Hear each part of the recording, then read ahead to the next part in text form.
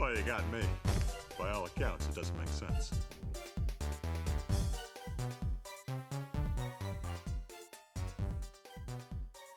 I don't know what you think doesn't make sense.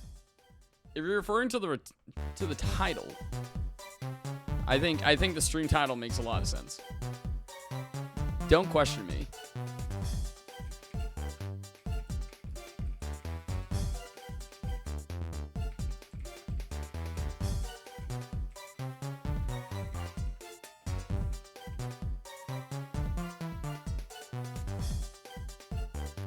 Just gonna do that. There you go. That's done. I think I've done everything. I think I'm good. How you doing, Sajochi? By the way, hopefully you're doing pretty good. Oh, you poor thing. I'm sorry, my guy. Work's a piece of shit. It's gotta be bad, doesn't it? Aw, sweetie. Thanks, sweetie. Look at double sevens, baby. Double sevens, we go gambling. That actually is perfect for today's stream. It's actually perfect for today's stream. Sajochi, I'm so sorry, my guy. Take it easy. Just take it easy. Fuck the work. Oh man. Is your 3-day weekend today? Like, are you off today?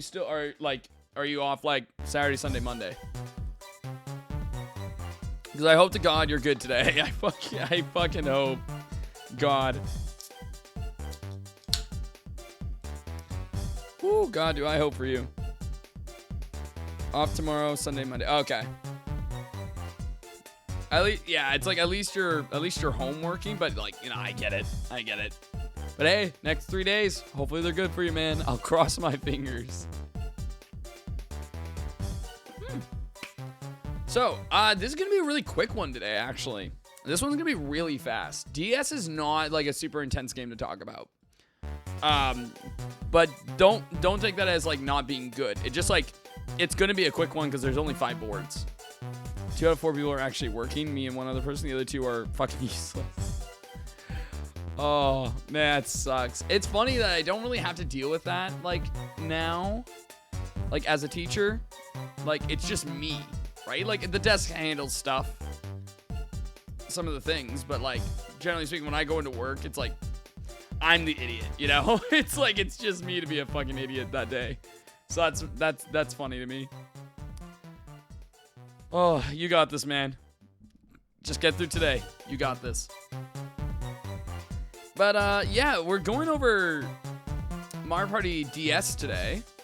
And I don't know how many people have actually played DS. It's like, because, I mean, obviously the DS is, like, the highest selling, like, handheld console ever. Highest selling console ever in general, I think. Or did the PS2 beat it? I can't remember. I think it's sold higher as a handheld still.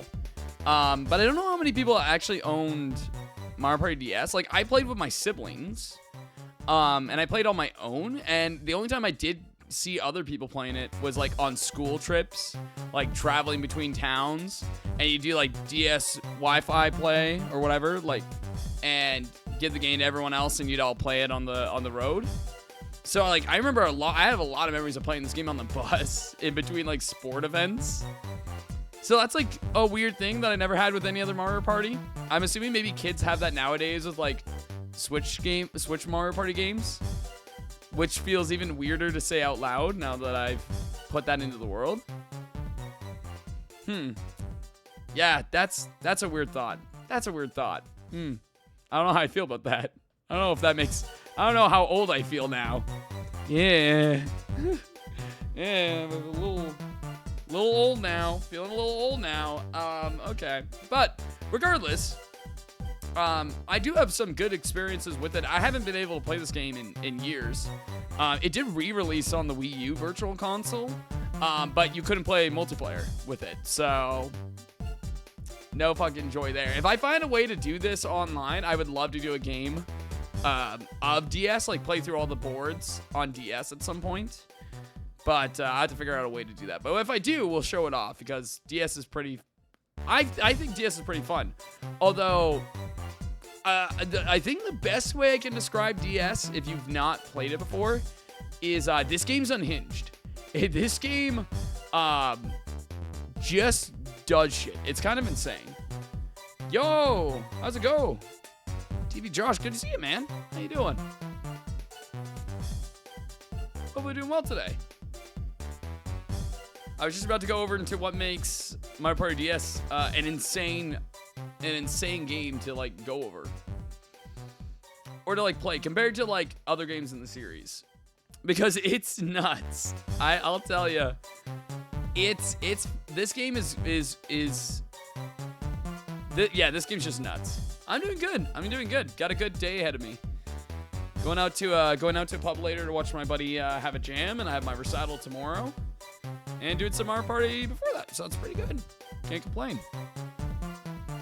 So I just want to go into like a little bit of like the core that makes this game, because there's a bit that makes this game, and it's important that we go over that like first. It's really important that we go over it first because it is weird. But first, I'm gonna get off this song because it's gonna drive me nuts. How about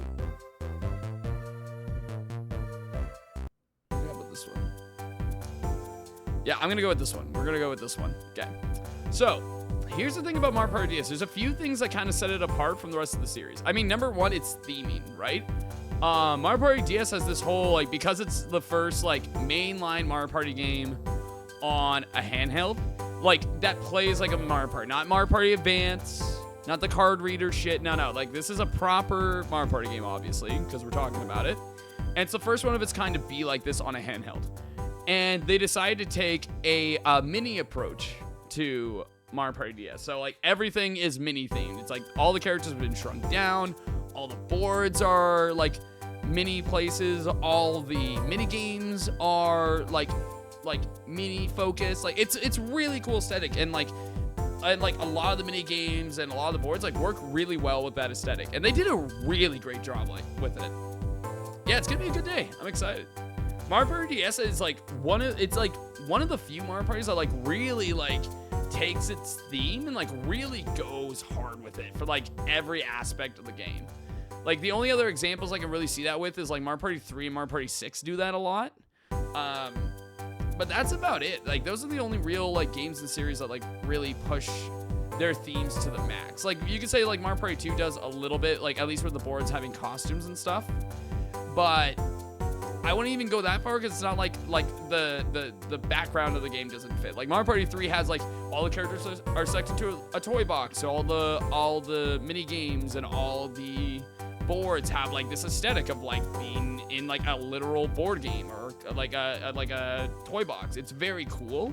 Mario Party 6 has the day and night cycle thing, which is like a little more subtle most of the time. Like, it plays into like the mechanics of the boards. And it plays into the mechanics of the mini games more than like an aesthetic thing most of the time. I mean, it's aesthetic like when the boards actually change, but it's like you don't have boards based on night and day, like the concepts of night and day for sure. Yeah, we need more Mario Party, man. It's like Mario Party's the shit. I love me my Mario Party. Everyone knows that I like my Mario Party. Oh boy. So I think this is like the. Other than I'd say 3, and I think this does it better than 3 does. I think, honestly, this still does it even better than 3. Like, having a central theme concept to the game and, like, fully wrapping its entire identity around it. And it's really charming, and they do it really, really well. So I give them, like, full props on that. It's huge that they've done that. Now, what else makes this game really, really interesting? It comes down to, like, just small tweaks to how the game works. There's some, like, there will be things here that are very similar to other Mario Party games, but with slight tweaks overall. Now, we have a pretty standard, like space layout. Like, we're back to, like, kind of the basics for the most part. Like, blue, red, green spaces are all here. Dual spaces are here. We have dual spaces again. Nice to see. Bowser spaces, no DK spaces. That's not that bad, though. Star space. But we do have one new space. We have the friend space. Oh, the friend space. What's that? You just, like, pick a person, and you both get 5 coins. It's just kind of nice. It's just kind of nice. That's all it does. It's just like you both get 5 coins. What a sweet thing, you know? I think that's such like a funny addition to have. Because 5 coins in the grand scheme of things like doesn't do all too much in like a normal Mario Party game. But it's just like a nice gesture. Although in this game, that's a little different. We're gonna get to that. There are still, if you guys remember like the orbs from Mario Parties 5, 6, and 7, they're not in this game, but there are some items that kind of work like them, like they take over space. We'll get into them, but for the most part, like we have we're kind of going back to roots a little bit with how our items work. We kind of have like our set of items like that you would kind of like typically expect. Like you got double dice are back, triple dice are here, halfway dice block, warp dice, snag bag, like stealing items from people, you know? Star pipe, that's like your magic. Oh, I didn't realize that this is the first game that has like star pipe. Like the golden pipe. I think this is really the first example of that. Then you have some like more rare ones, like the block sensor. The next space that is landed on contains a hidden block. That's a rare item. I don't even know if shops sell this thing. It could be bought for 20 coins in the item shop in the later turns. And it can be got from the grab bag, obviously. It's never bought by computer players. Good. That's a fun item. That's a funny thing. And then, but not only that, this is where the hexes come into play. These are kind of like the orbs. These are treated very much like orbs.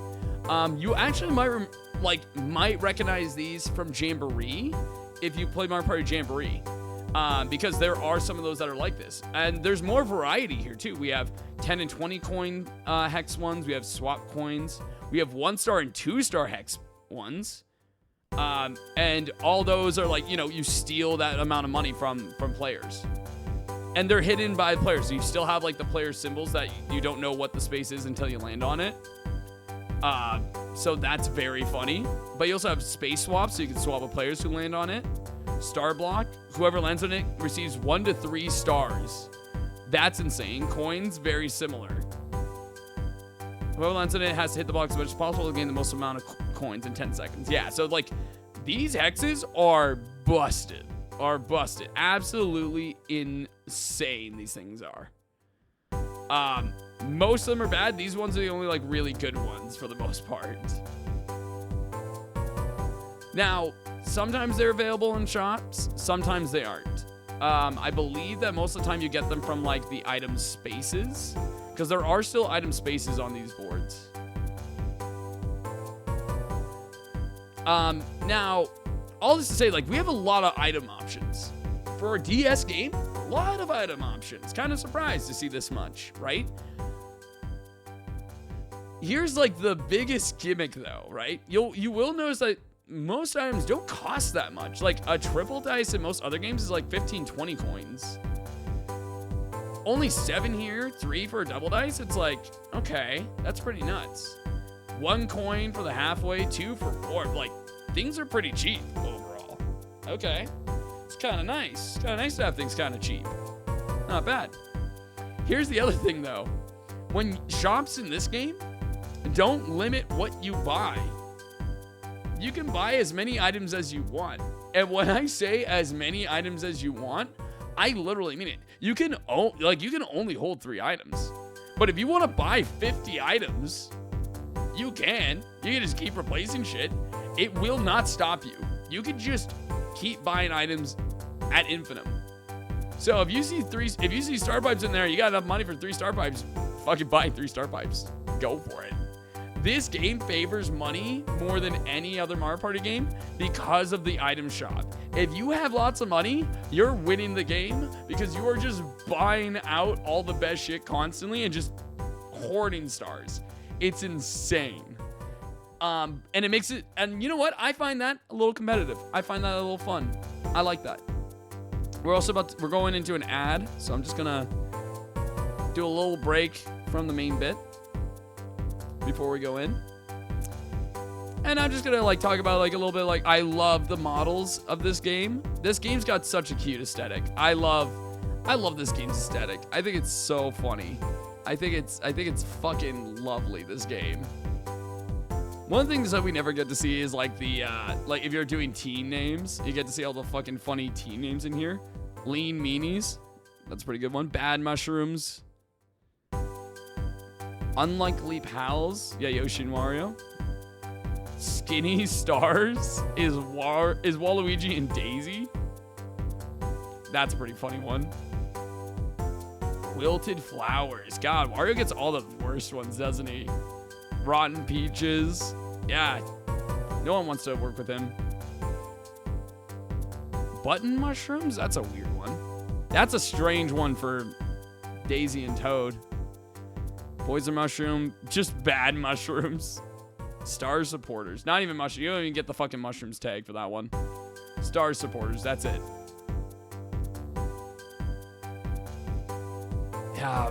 Like looking at screenshots of this game is nostalgic as hell. This game is very nostalgic for me. It really does bring me back to like exactly when this game came out. When did this game come out? Yeah, 2007. 2007. That's so insane. That's very weird for me to see. Anyway, so yeah, this game really does have a very intense money money thing going on. So you want to be on top of your shit. Now, does all this play well with the boards? I'm going to say yes. Mario Party DS, I'm going to say this right off the bat, is not going to be a Mario Party game for everyone because of the level of insanity that it can have. It can be overwhelming for some. It can be really curb stompy if you're not playing with like people who are on like the same kind of wavelength as you, or like if you're trying to play this with just like siblings or cousins or, you know, people that don't know what a Mario Party is, they're not gonna have a good time playing against you in this. Like if you have any semblance of like what you're doing. If you know any of this, like what we're gonna talk about, like find people who actually also know this. Like have them watch this. Have them watch the VOD of this. If you're watching the VOD of this right now, I'm now talking to you. Get your friends to watch this, because then you'll all be on the same page and like know what to expect of this. But it's a really, it's a fun one. I like this one a lot. This one's cheeky. I wish I could play it more. I wish it wasn't stuck on the DS. Maybe one day it'll be more widely available for people of this generation. But we'll, you know, time will tell. But with that being said, let's go into the actual boards themselves and go in them. And it's DS games. The qualities of these pictures are not going to be good. Fucking bear with me, okay? Bear with me.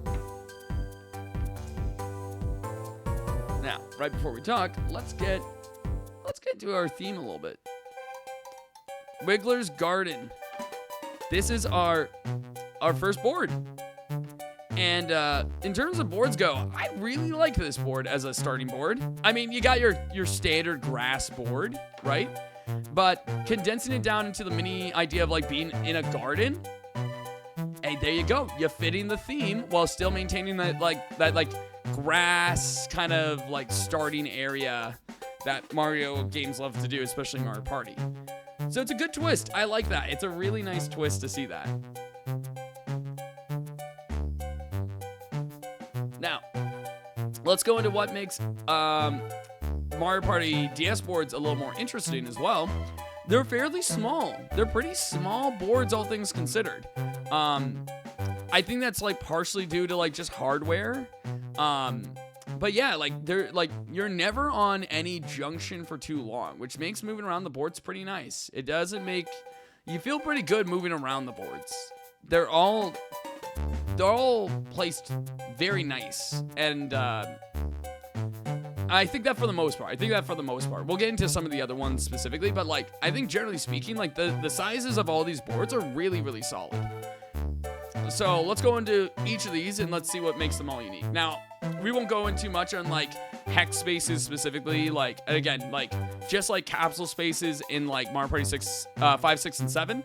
Your best place to put your hexes if you want people to land on them are before junctions, not after junctions. So always look for like those like right before a junction happens, you're always looking for those kinds of spots. Right before the start point is really good.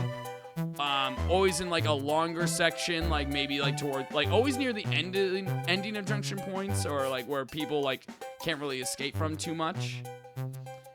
If you know where star spaces spawn, you could always put it like right before a star space to like stop people from like to stop like that easy access to like getting to stars. Like that's always an option as well. But like safest spots for you, put them right before junctions. That's usually the safest spots.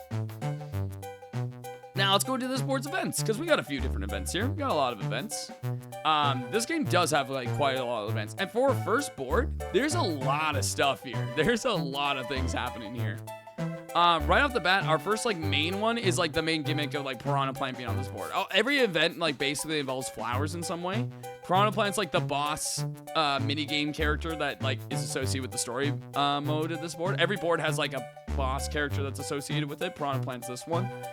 And if you're just up here, he'll just like spitfire at you and you'll lose coins. He does have the chance to miss, but it's still not something you like want to land on typically, right? You have this batch happens right here, a little bit nicer. The 3 flowers, they'll just ask you to pick one. Which one's your favorite? You pick one. It'll either give you 10 coins or it'll give you 30 coins. It's fucking bonkers. 30 coins is insane for a random choice.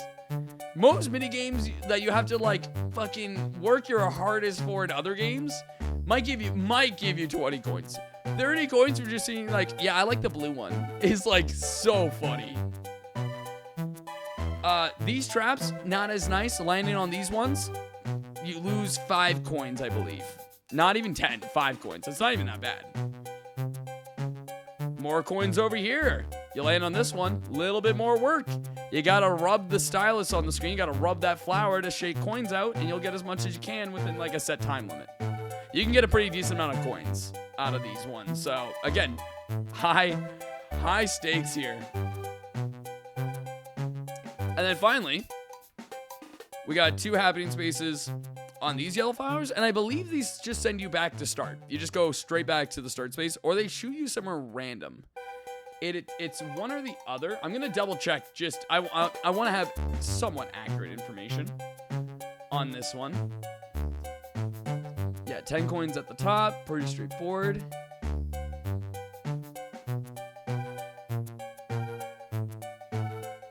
Fly far will land on, will send players to land on back to the start. Yeah, I was correct. Okay, good to know that. It's just nice to have that clarification.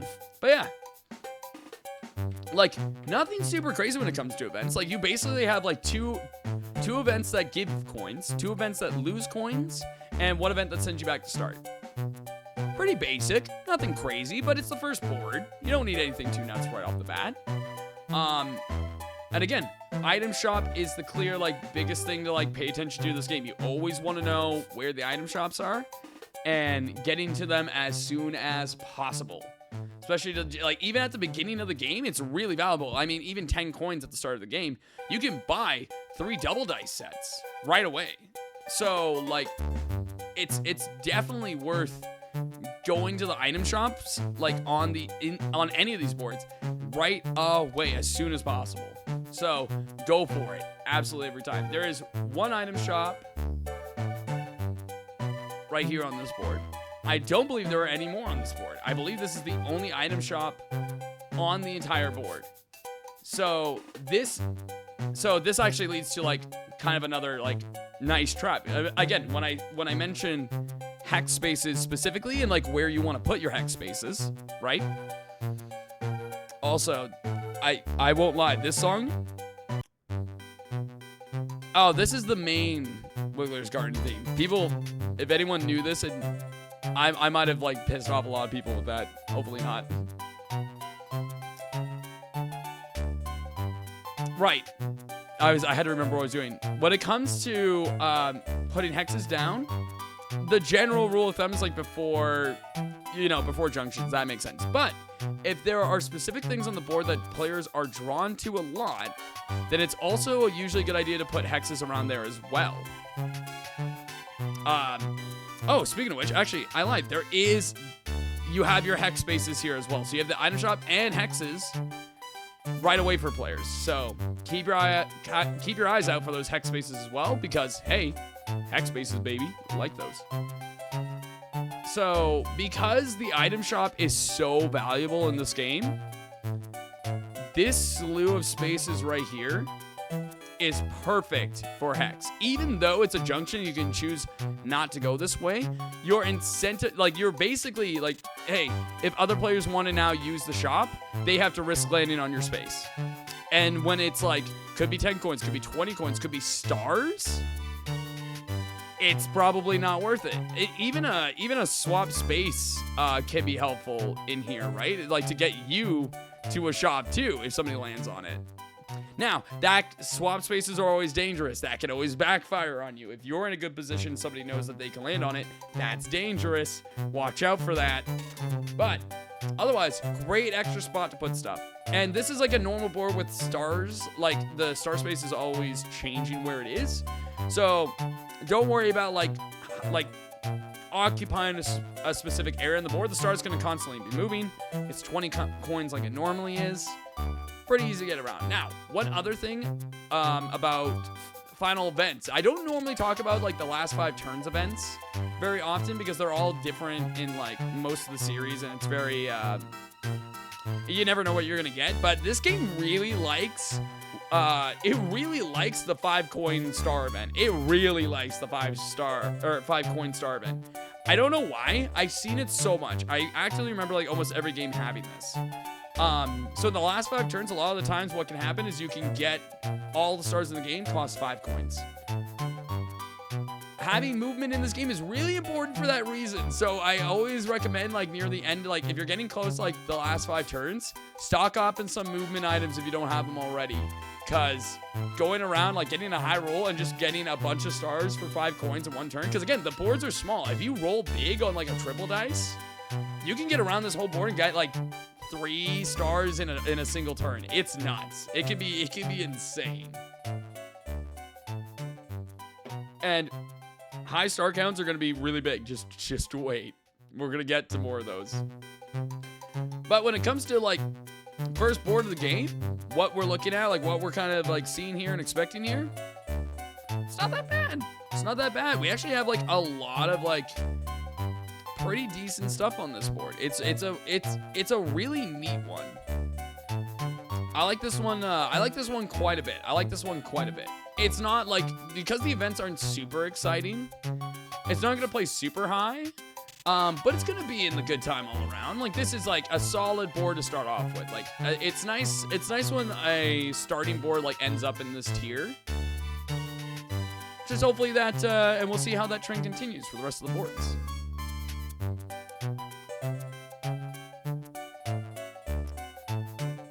I told you, like we're gonna go like pretty quick into like into each of these boards.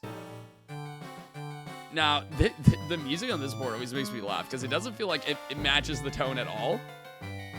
Everyone, welcome to Toadette's Music Room. Hey, Toadette's Music Room. So again, fitting a theme perfectly. We're all mini. We're walking around different musical instruments. This is gonna be a personal favorite of mine. I mean, can you blame me? Can you blame me on this? It's gonna be. I think it's pretty cool. I think it's pretty fun. Now, the star gimmick on this board is gonna be a little familiar. It's gonna be familiar and not. It is based on. I'm trying to think of another board before this point that uses this idea. There are boards that use this idea, but not in this exact way. So the star space still moves on this board. The star does move on this board, but the star is replaced with music notes because it's a music room. Oh. And it goes through like all the notes basically, and the star starts at 5 coins. It only costs 5 coins, but every time the star is bought or moved, it changes to the next note and goes up by 5 coins. So it goes 5, 10, 15, 20, 25, 30. So six possible prizes for the star. And there are ways to change the price of the star, and that comes with like the couple happening spaces on this board that revolve around the metronome spaces here. It will basically like move on to the next like note in the process. So if you're on like note 15 coins, it will go to 20. If you're on 30, it goes back to 5. pretty straightforward with that. I think the closest like example I can give to this is like Pagoda Peak for like changing the star price like every time it's bought like at the top. It can change with the gongs.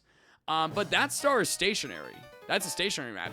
This one, like this, they're constantly moving around, and the notes don't have like a specific like spawn for like each of the values. Like they can spawn on any of the star spaces.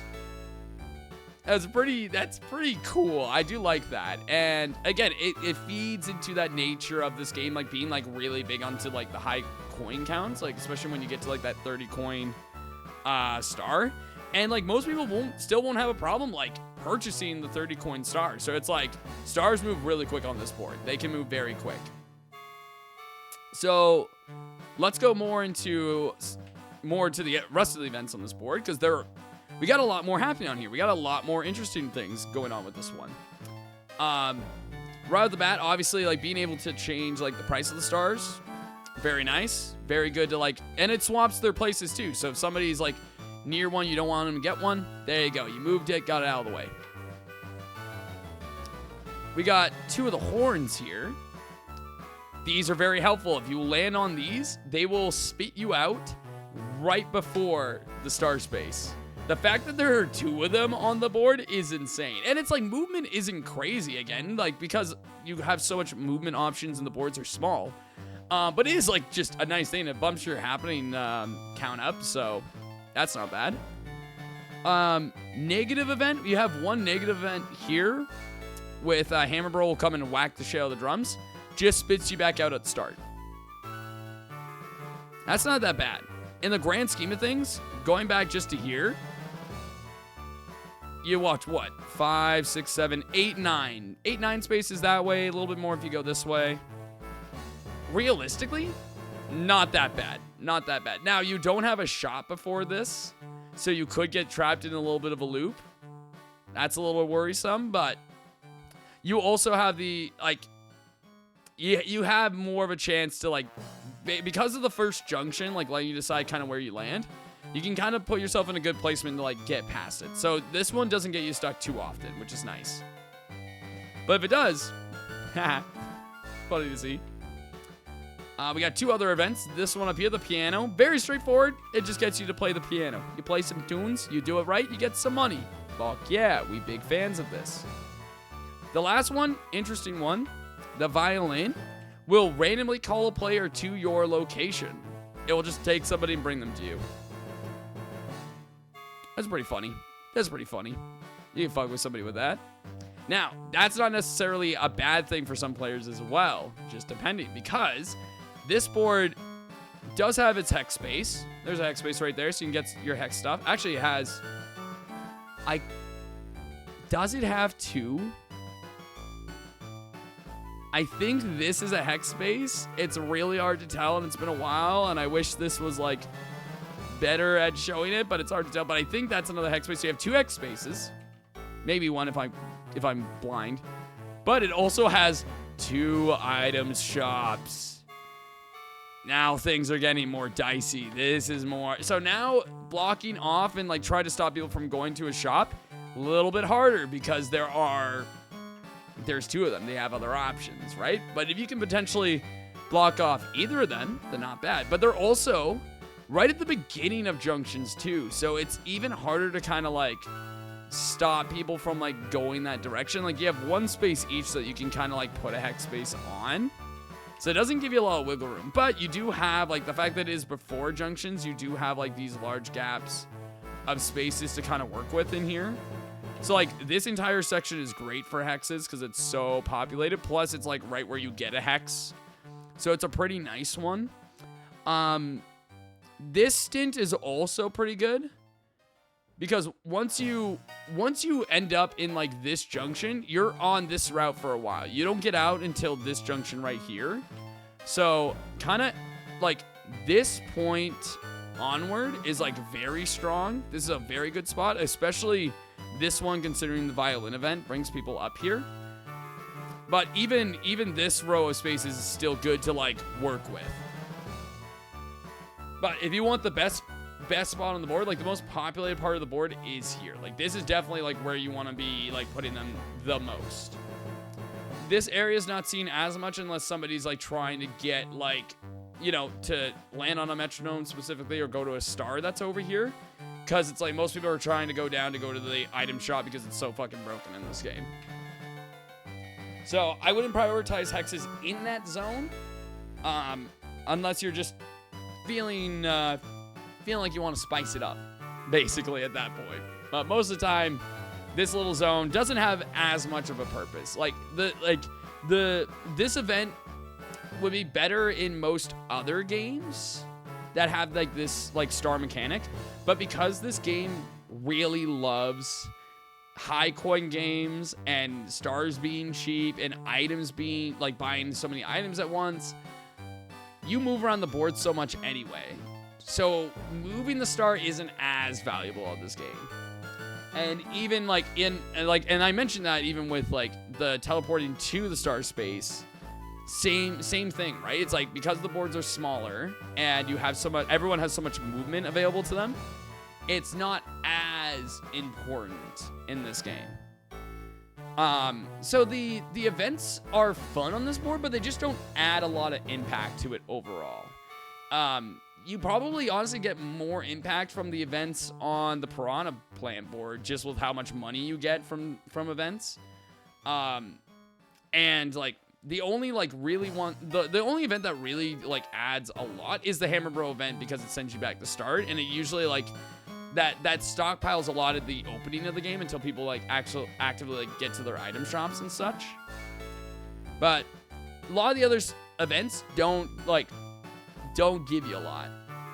So it ends up being a very high scoring board, but not a whole lot happens like with the events or anything or the layouts. I think on longer term games it can get a little boring, which is kind of sad. As the music guy, I'm like a little, but I wish this was like more entertaining. But I played this board a lot. Like this is a great board for beginners who don't want like a whole lot of wackiness. Like if you want to like give them a taste of Mario Party DS without like going super ham into it, I think this is a good option for them. I think this is like a solid bet to kind of go with. So, with that being said, let's put it on the tier list and see kind of where this one's gonna set up. I think very nicely. I'm gonna put this also in the good time all around. Although it is barreling down into that's a board territory, but the theming is so fun, and even though you don't get a lot of access to like the main board, like even though the board events don't give like a whole lot they don't have a whole lot of power, overall, it's still fun, and they can have importance here or there if you're playing with like the right people, right? I think beginners will have a great time in the sport. If you're more experienced with Mario Party games, it's not gonna give you that great itch, but it'll be a fun time with like most general people. Not bad. I would probably still play. Today, I would probably play Wiggler's Garden more than Toadette's Music Room, but like also the theme of Toadette's Music Room is just so fun. I think Wiggler's is designed a little bit better overall, but Toadette's has the better theming for me. It's a tough toss-up, but they're both decent boards. All right, let's go now.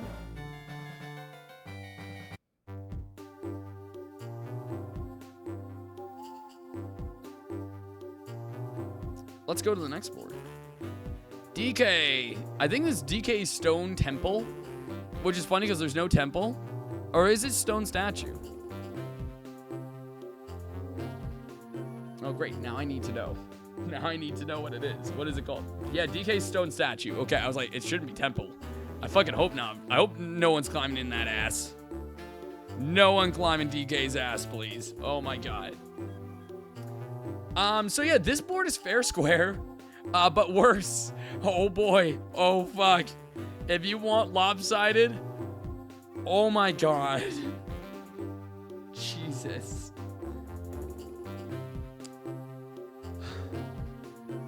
So, this board has 1 star space. It is a 1-track board. Get to the end and then you reset back to the start.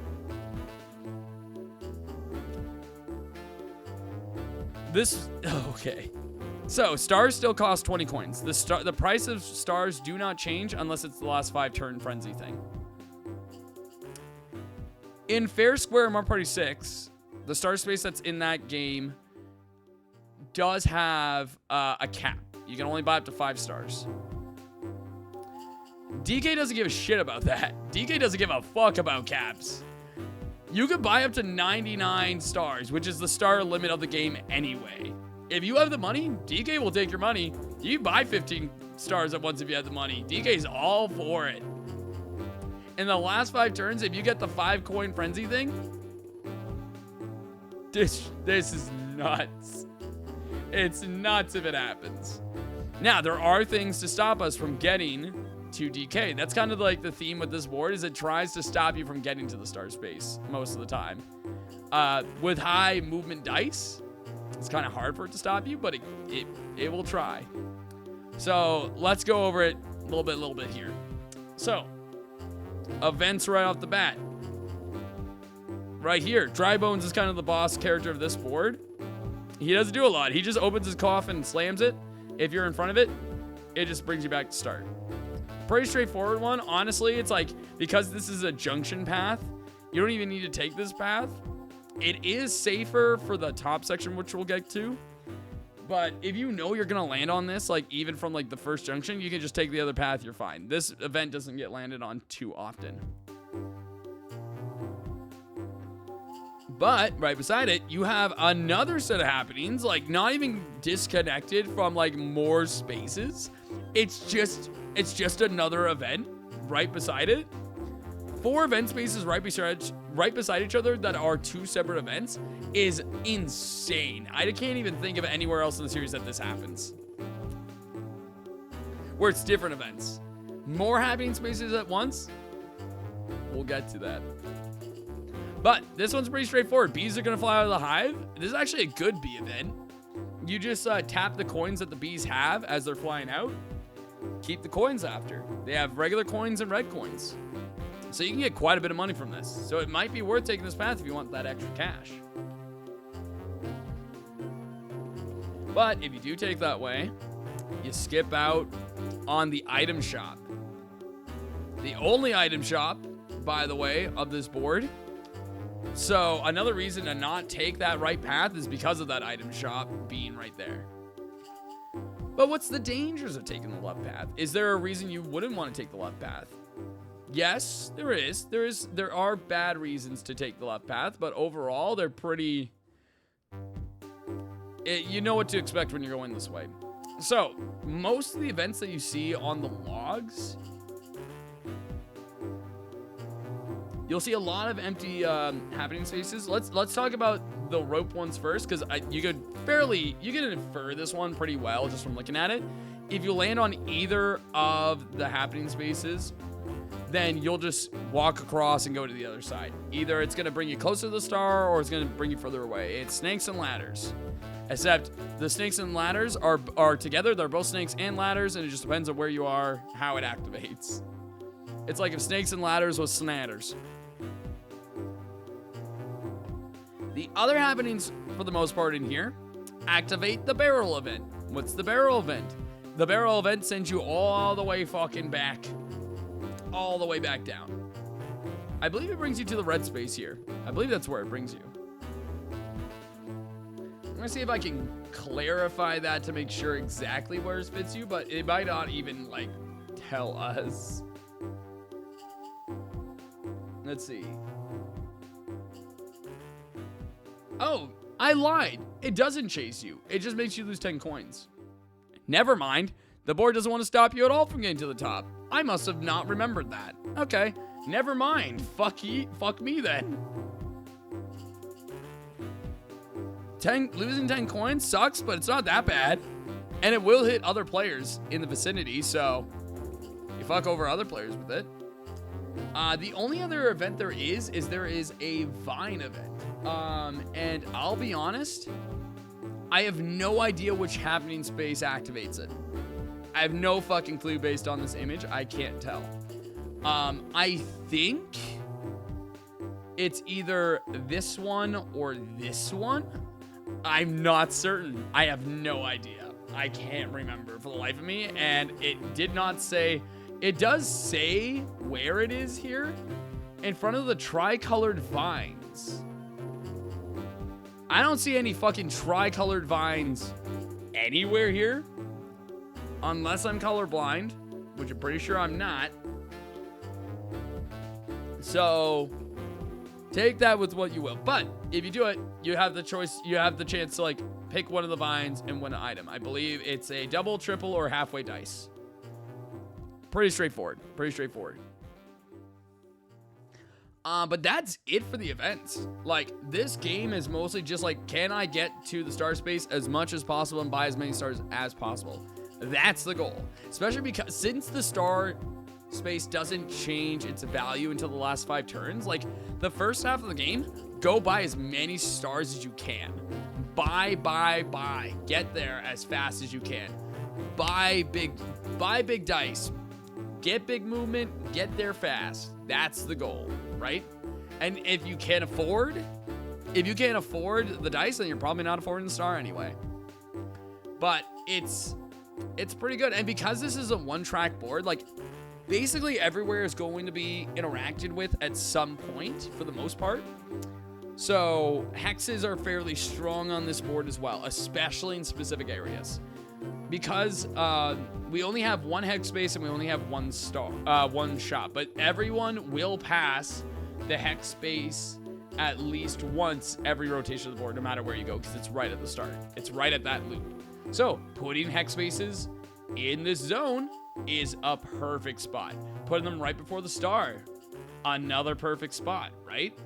Anywhere like the top log and this area are perfect places to put hexes down to stop players from either having the money to get stars or by taking their stars. Really, really solid stuff. Again, because there is only one item shop, these, I guess I shouldn't circle the friend space, but like this right here, really valuable hex spots as well. If you're, you know, if you're, what's the word? Threatening a player with losing stars, like taking their stars, they'll reconsider going to that item shop. You want people, if you want to stop people from getting items, that's a great way to do it. That's a great way to do it. The middle board, it's okay. Like most of the places, it's not bad to put hexes like down like anywhere typically on this board. Like I would probably refrain from doing them in this area, even though you have like this like kind of like nice chunk right here that's like nice and open for hexes. Honestly, most people do go this way, so it's not as valuable to stop people from getting there. If you've already filled up this area with hexes, you're comfortable with that, then yeah, you can maybe fill up a little bit in here just to have them fill out a little bit, but not as important, especially because it is still like early on from a junction. If they see they're gonna land on something, they'll probably go the other way. But again, pro tip, if I have a star steal space here, 3 spaces from this junction, putting one here as well traps the player. They have no choice to lose a star no matter which way they go. They'll probably end up going to the item shop in this instance, so you do keep that in mind. They'll take the better path at that point. But if you do want to like secure stealing stars from players, that's a great way to do it. That's a great way to do it. But yeah, so that's it. Again, this board is not very big. None of these boards are very large. Getting big movement things and getting far in this board is like the way to go. And most of the events, like, I mean, there are lots of like triggers for the barrel event to happen. So you can lose money if you're very unlucky or if other players fuck with you as well. That being said though, is this board super fun to play on? It kind of is. It's not bad, really, but like, again, the events on this board don't do a lot of service to engagement. Like, again, like these events right over here don't get seen very often at all anyway, just because of like the item shop being more valuable usually.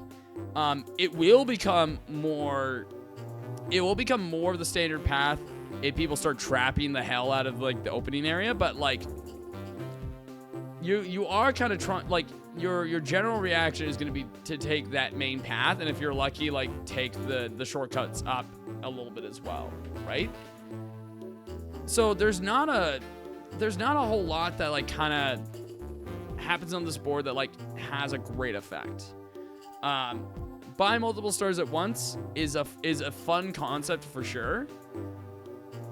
I think if the barrels did actually, like, chase players away and try to, like, you know, the board was trying to stop you from getting here in, like, little bits, right? Like, not like Goomba's Greedy Boardwalk that, like, sends you all the way fucking back, but has ways to skip the entire board as well. Like, no, that doesn't shit. This does it better than Goomba, but it's not that impressive. And for fitting the tiny theme, like, you can do this without kind of fitting the tiny theme, right? Like, this is, like, in the lore, this is Donkey Kong. Like, that's not just a statue of Donkey Kong. That is Donkey Kong who got turned into a statue and is holding this board up, right?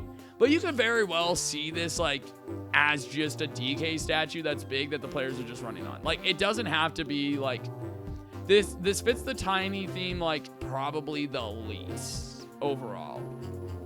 So it doesn't win on the style points much either, but it's like, you know, it's still good. It's still fine. Like, it's probably the most that's a board of this game.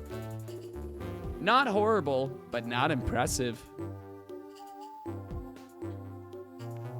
So I think very obviously at this point, you can probably tell where this one's going, but this one's going right in that's a board tier, If you want my opinion, because, like, obviously these two are beside, because again, I am not rating these between games. This is all just, like, going on game by game basis.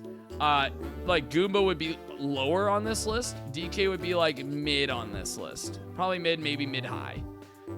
Is it better than Fair Square? I'm gonna leave that up to debate for people to, like, decide. I think Fair Square is just a little bit more fun to play on overall because of the events that can happen. But I find that it's also way more lopsided towards, like, one player archetype, whereas, like, most players could get the gist of, like, just buy movement dice and getting fucking high rolls and getting to the star and buying as much as possible. Yeah, it's like this one's probably more balanced, but it's less fun. This one's not balanced at all, but it kind of makes it a little fun sometimes. So it's good to know. It's good to know. All right, 2 boards left.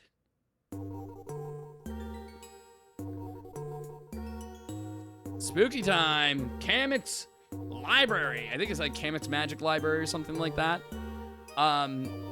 Didn't play this board a lot as a kid. Played it a few times, like mostly in the story mode. I maybe played it once or twice with, like, people, but, like, this is one of the least played boards in the game. There's one board that, like, reigns as, like, the #1 board.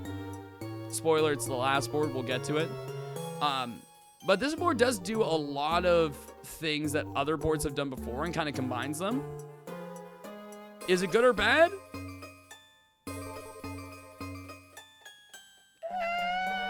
It's really hard to say. Let's get into it. Let's get into it a little bit here. So you'll see right away that this board, if I actually also give you, like, the full view of it, there you go. This board is separated into 2 sections. There's a top layer and a bottom layer. So right off the bat, we have a board that is completely split. This is usually very, very fucking annoying to deal with. Usually I fucking hate this concept. And it's still not great. Like, it's not a good concept, I find, to, like, restrict, like, because you, like, wasting a turn just to get to a different area of the board sucks. I hate it. If you can pay to go there, then that's great. If you can't, if you have to, like, land on a space like Mystery Land to, like, get around, it's really annoying. Now, this, because these boards are smaller, it's easier to do so.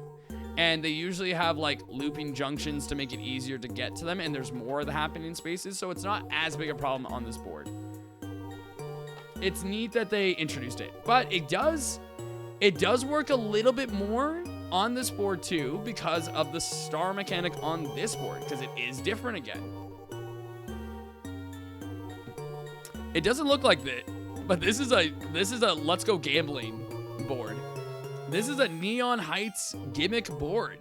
You have 3 magic jars this time that show up on the board. One has 5 coins, one has a star, and one will spit you back to the start space. Just like Neon Heights. Just like Neon Heights. So the fact that you have 3, and all the jars can appear between the different floors. So deciding if you want to like break from the pack and switch to a different area of the board and try, you know, the jars there rather than stay on the main path could be risky, could pay off. Makes it more interesting to decide where you are at any given time. It's not just like, oh, I gotta get to over there. It's like, well, maybe I'll stay here. Maybe it is still in this area. You don't know fully. It's kind of nice. I kind of like that. It's like, that's a better way of doing the mechanic. Like, have more of a reason for like being on either side of the board at all times, not just like at one time. Now, sometimes all the chests could spawn on like one section of the board. Yeah, it can happen. It's less likely to happen though, and that's cool to see. Now, do the events support this board? I mean, you're gonna be spending a lot on jars to open them and to get around. Actually, I only think it's 10 coins to open a jar. I don't think it's more than that. So again, a star could only cost you 10 coins on this board. It's not a lot. It really isn't. Let's just make sure just to see how much the star is.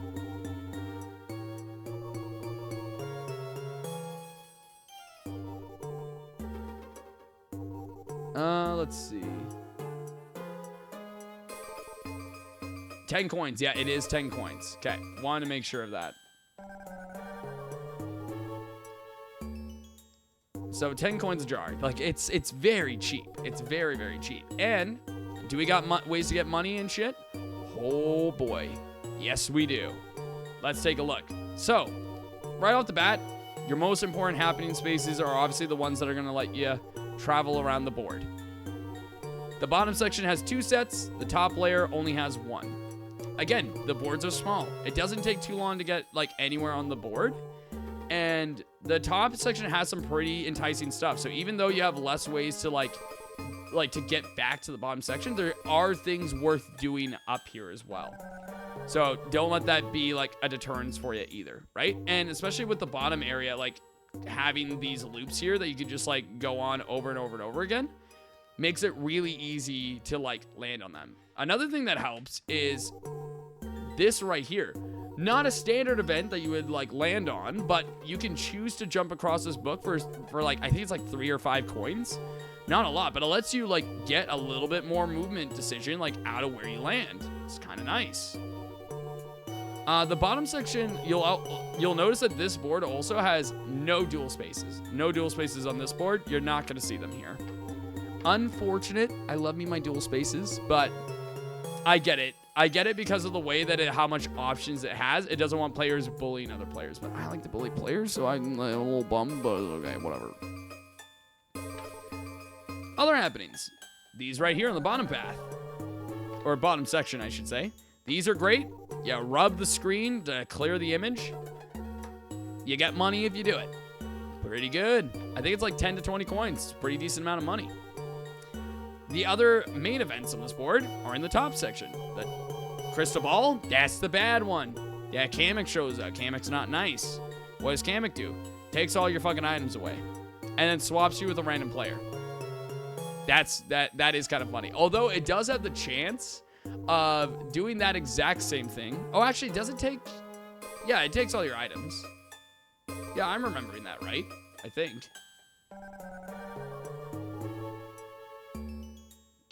Yeah, takes away all the items and replaces them with halfway dice blocks.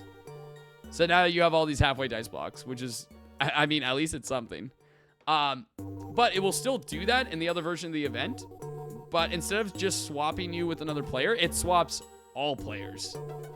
So it could be like a little Hail Mary to change up the board layout a little bit. It's a funny one. It's a funny event that can happen.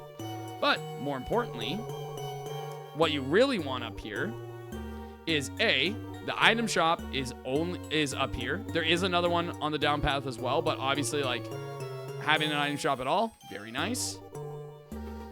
Then here, constellation. This is like, it will give you a shape to like make a constellation with.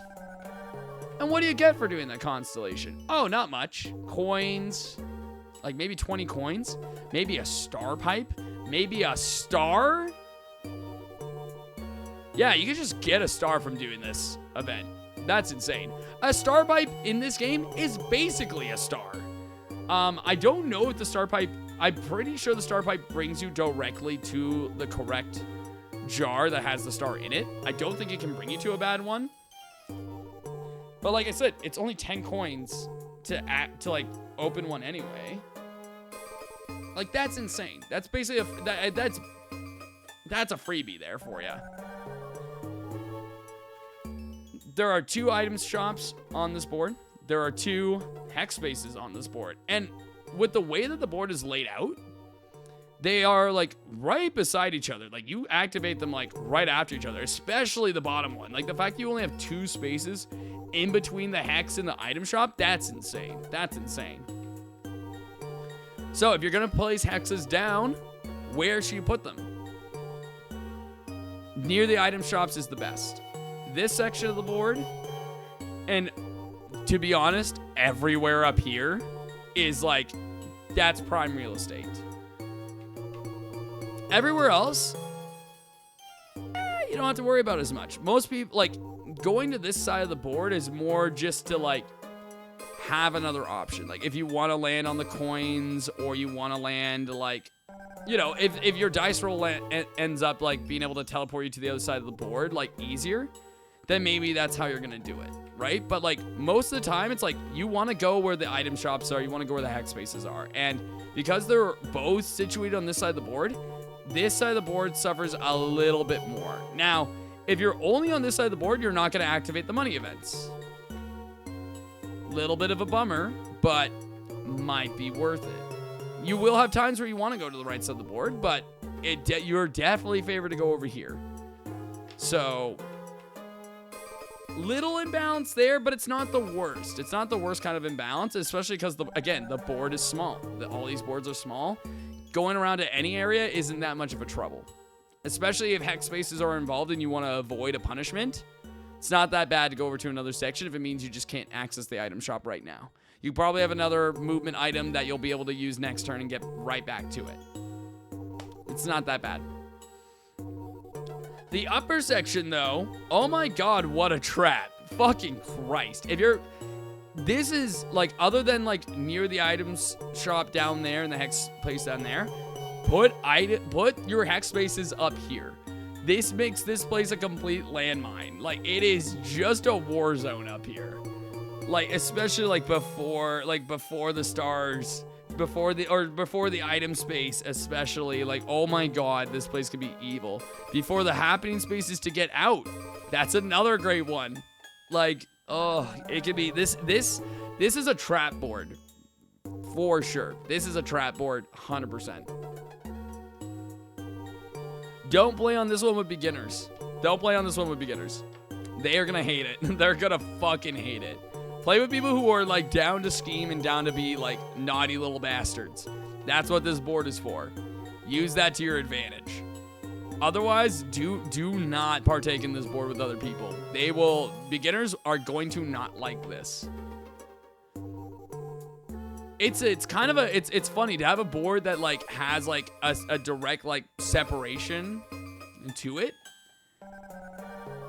You'd think this would place lower, like again, like mystery lands down here, creepy caverns down here, like places that really stop you from going to other other parts of the board. Usually place, like, pretty low, but again, I think this one is a good time all around. I'm actually still gonna put this one slightly below Wiggler's Garden. I still think Wiggler's Garden is the most, like, actually, you know what? No, I am going to put it above Wiggler's Garden. I'm going to say this is a little bit, I think this is more interesting and more fun of a board. I think Wiggler's Garden is more safe, a lot easier for most people to get into, but with the right group of people, Kamek's Library, pretty good. It'll be a pretty fun time. So all the boards so far, like DK's that's a board, but it's, like, still okay. Everything else, though, is pretty good overall. It's pretty fine. Pretty nice. Can't complain too much. It's like, I would maybe, like, I might move, like, Toadettes down to that board. Because the events just don't, like, do a whole lot, like, to help the player most of the time. As much. Like, the things that it does to help just don't matter as much. But, like, overall, all these boards are pretty good. These are pretty nice boards. Well, we gotta have it done. Bowser boards typically don't do super well. Bowser boards are not very nice. Guys, Bowser's cooking. He was cooking the whole time. We didn't even realize Bowser was cooking this hard, but Bowser was cooking. Bowser was cooking real fucking hard. Holy shit, guys. The last board, Bowser's pinball machine. And again, I don't know why the quality for this one in particular is so atrocious. Just gotta deal with it. Just gotta deal with it. This board is nuts. This board is fucking sick. First of all, the theme. A pinball machine while you're Mini? Fucking perfect. That's fucking lovely. Such a good idea. Also, it's a pinball game. Gambling's here. Fucking love to gamble, baby. Let's go. Hell yeah. Yeah, this board's fucking great. This board's fucking great. Let's get into... So this is, on all intents and purposes, also a normal board. Like, this has normal star spaces. They move around exactly how you expect them to. Pretty good. Do the events help with this board? I'm going to get into the events a little bit after. I want to point out the item shops and stuff like that first, because there are multiple again. We got item shop here, hex space here, item shop here, hex space here. 2 across the board. Not bad. Got quite a bit. And this is also probably one of the bigger boards. This is probably the biggest board. Maybe DK's is a little bit bigger, but the way it's laid out, this one's fairly big. It's kind of nice. Kind of like that. I like that the item shops are spread far apart. I love that the hex spaces are also spread far apart. Like, everything is far away enough from each other. Like, this is about as close as you get. Like, just going from this hex space to here is about as close as you'll see. Which is nice. I like that. I like having, like, that, having these things, like, spread out around the board. So it's like, no matter where you are on the board, you probably can, like, get an advantage somewhere. And with the events on this board, oh boy, can you get advantages? Let's get to it. So, let's start with some of the easier ones first. Right out the bat, beginning of the board, down here. Also, 1 second. Okay, I was gonna say, I was like, where do we start? We start in the bottom. That makes a lot more sense. I had to make sure. I was like, what the fuck?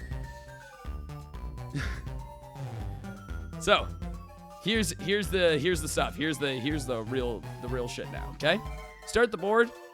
Immediately, these events are right here at the bottom. They're on the bottom of both of these paths here. You'll always get to these flippers. If you land on the flippers, you get sent straight up, bing, right off the thing. You land on the blue space right here, but also you get 10 coins. So it's a way to get, like, to the other side of the board, which is pretty nice. And getting 10 coins right before an item shop, not bad. Other than you, like, maybe missing the star, like, if it was, like, placed in a different spot, not great. But getting some money right before the shop when items are super cheap in this game, pretty good. Pretty good. Not bad. Not bad. That could be a fun one. It could be bad, and it can be good. We like that. Similarly, happening spaces up here. You load in the cannon, and you get to decide where you actually go. That's a rare thing for a transportation one to, like, let you choose. You can choose to go to the right side of the board, and you'll land right here. And you can choose to go to the left side of the board and end up right here. Not a bad option if you need to get to either area. It can be pretty helpful. It's not one that you're gonna go for, like, super often, but it can be kind of nice. It can be kind of nice to, like, move back to the bottom of the board a lot faster, especially, like, because, like, once you're up here, the only way to get back down is to, like, take the long trek, like, back to down here, right? So if you want to get down sooner, might be a nice fast way to get back. Now, what's the difference of like choosing either path? It's like why would I want to go down either? Well, this one does have this happening event, which I'm going to cover last for a reason. We're going to get to that.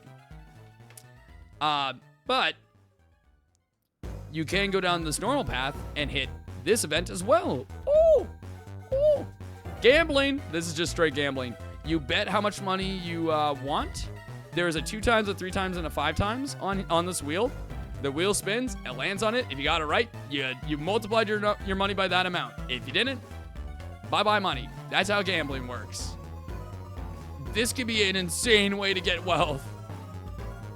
If you're lucky, this is great. And the fact that it's right at a junction. So like, because the board is typically fairly small, a little bit bigger than the other ones, but like you can like sometimes like almost guarantee to land on this if you have like good movement dice, especially because you get to choose at the junction. If you don't land on it, you're like, all right, I'll just continue in the loop until I land on it. You can do that, and hopefully you win. Maybe you win it big. Who knows? Now, there is one other non-happening space event. Technically, there's 2. We're going to get to that. Right in the middle, going up in this path, you'll see 2 symbols right at the beginning of the game. If you match it, you get big money. You get big money. There are different values, I believe, that you can get. And I want to see if it does say it specifically, like how much you get on all of them. Let's see. It's just a jackpot. So I think it's like it builds up over time and then you just get like the pot that's in it. It's not too bad to get though. Really isn't too bad. Now, here's where things get way more interesting. If you want to gamble, if you want like real gambling, here's what you do. Landing on these will put you into the pinball launcher itself and shoot you up and around the board, and it will bring you up here. 2 things can happen here.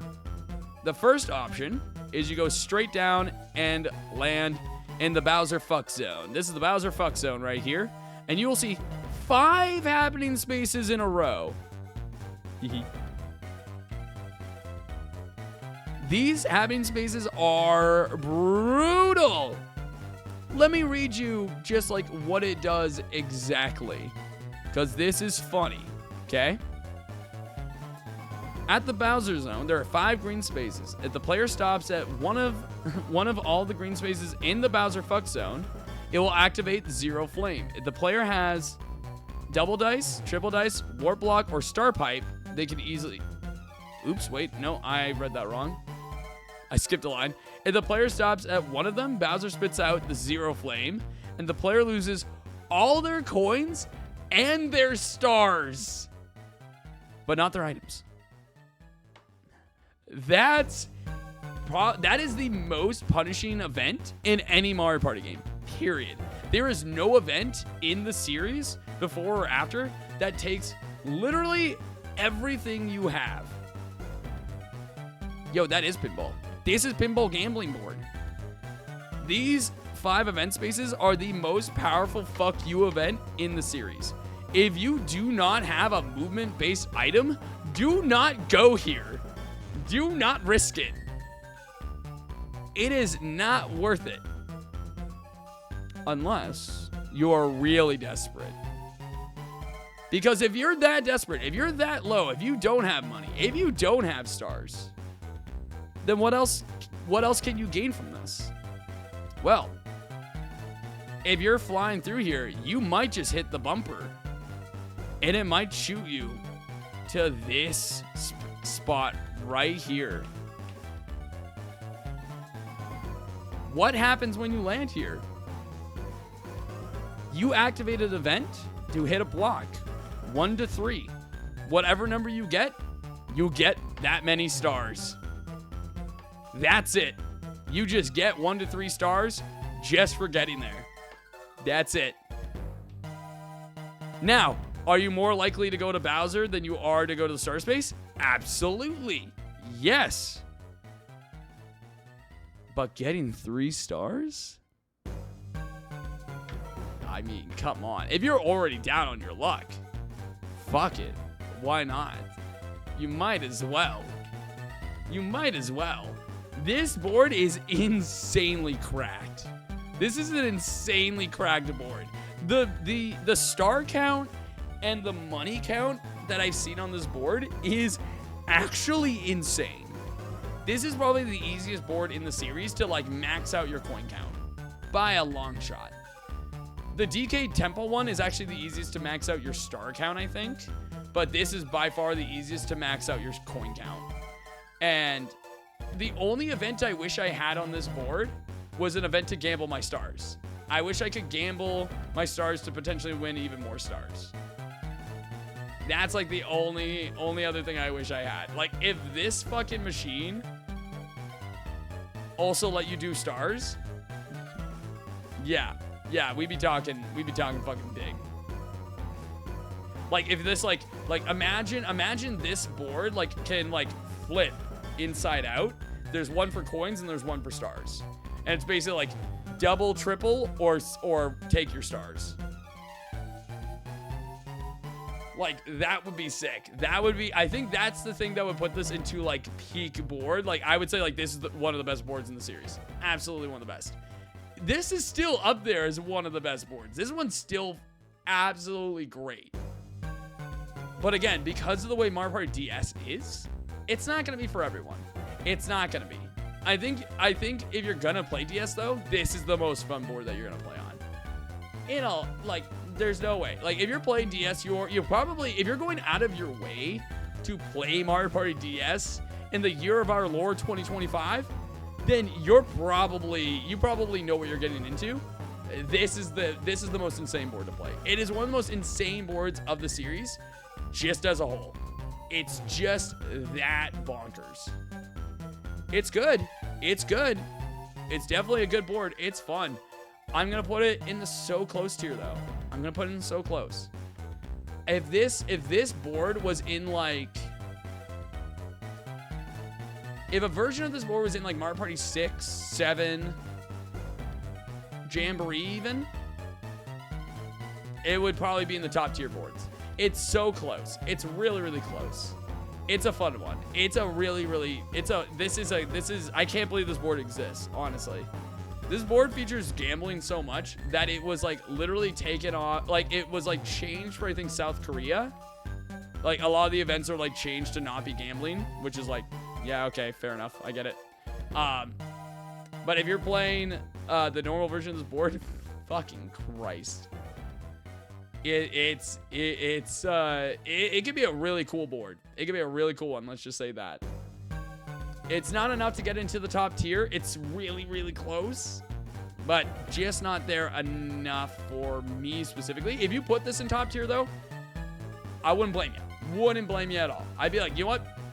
All the power to you. I think it's just like, I think it just goes to like how DS like kind of is.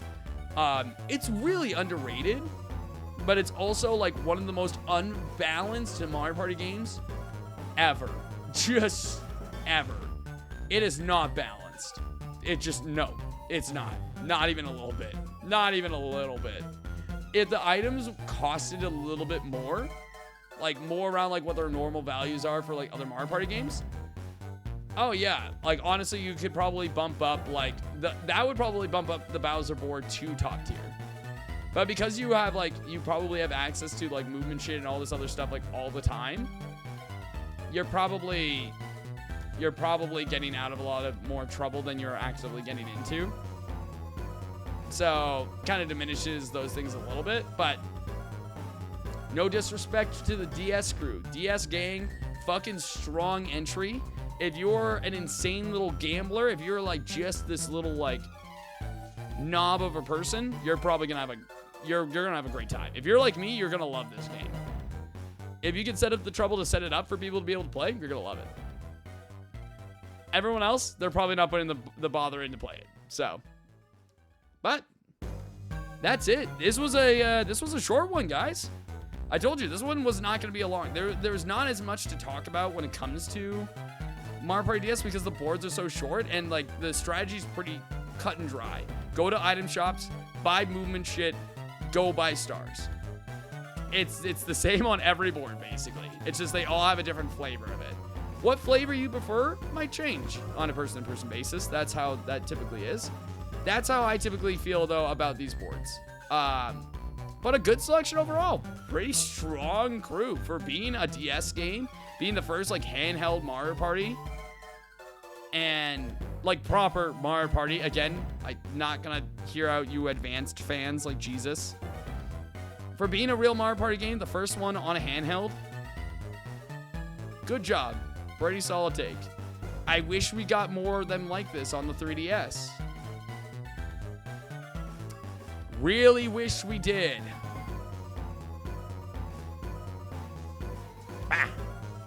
But that's gonna be it for this one. Actually, I've been talking a lot about the DS game, and we've only been going for an hour and 20. It's not a very long one. Let me check. I have some things planned today, so.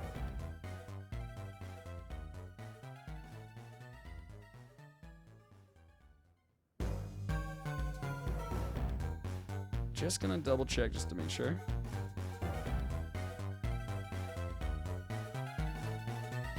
Okay, I got nothing right now.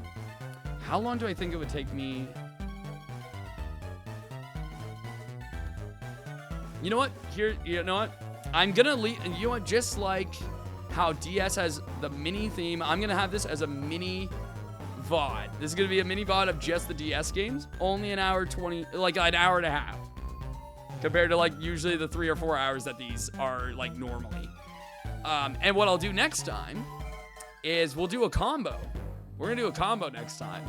We're gonna do both Super Mario Party and Mario Party Superstars together, because Super Mario Party only has 4 boards and Superstars has 5 boards, but they're all remakes, all returning boards. So it's a little easier to go into. We won't have to spend as much time in there. So we'll end it off there today. Have a nice, easy one. Next time, we're going to be hitting them hard, which means I only have 2 more board ranking streams left. It'll be interesting to see how this all pans out at the end. So, thank you for watching this one. Hope you enjoyed the list. If you have any difference of opinions, make sure to let me know. Is there anything I've really fucked up here? Is there anything that you would say, no, you're right on the money there, my guy? Or would you burn me in hell for any of these? Let me know. Let me know for sure, and we'll find out more next time and see what the Switch era Mario Party had to offer for us. What's that? Where's the Wii U? Where's the 3DS?